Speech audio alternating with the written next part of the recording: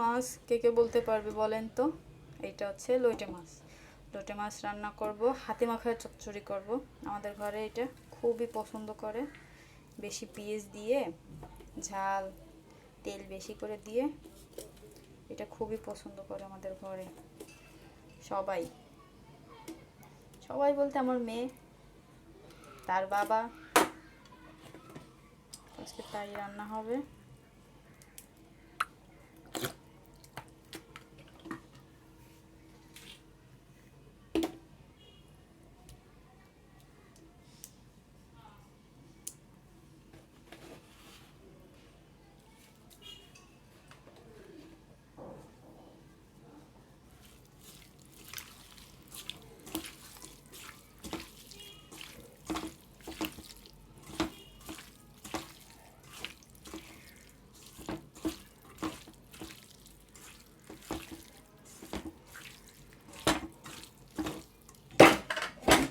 একটা চুলা একটা জ্বালাই দিলাম, জাতির কড়াইতে তেল দিয়ে দিলাম, তাতে এক এক করে দিয়ে দেব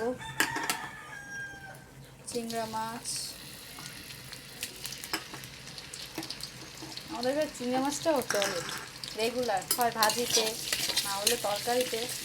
চিংড়া মাছটা আমার খুব মজা লাগতো, কিন্তু এখন মেয়ের বেশি মজা লাগে, এর জন্য আমার আর তেমন খাওয়া হয় না। সে তরকারি থেকে বেছে বেছে সব চিংড়া মাছগুলো খেয়ে ফেলে। আগে আমার আম্মু আমার চিংড়া মাছ বেছে দিত তরকারি থেকে, এখন আমি আমার মেয়েকে দিই। জীবন কি বলেন? একটু ভাজা ভাজা হয়ে আসছে, এখন তাতে দেব রসুন বাটা, জিরা। আমি এবার একটু মশলা কম খাই, মশলা কম রান্না করি, তরকারিতে মশলা একটু কমই দিই।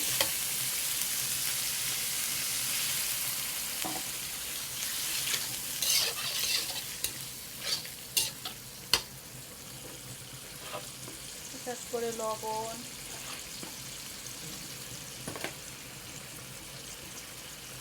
হলুদ,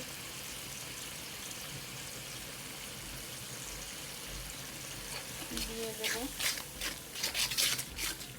এপাশে কিন্তু এটাও হচ্ছে, এই যে চচ্চড়িটা পানি বেশি হয়ে গেছে।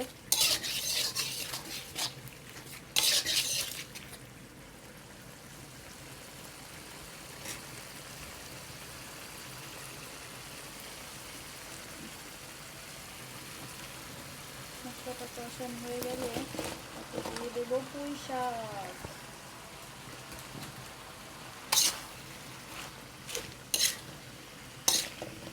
কার কার পছন্দ চিংড়া মাছ দিয়ে পুঁই শাক?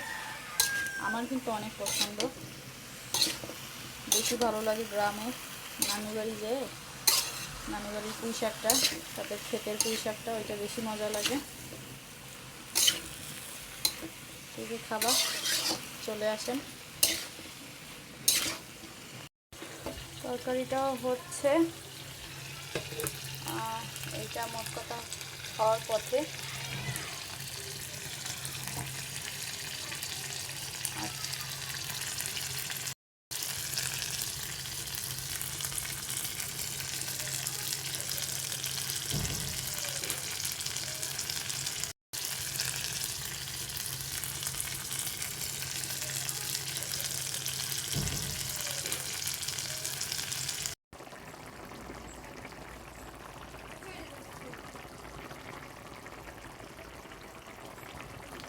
লোটে মাছটা রান্না হয়ে গেছে, সাথে পুঁই শাকটাও রান্না হয়ে গেছে। চুলাটা অফ করে দেবো।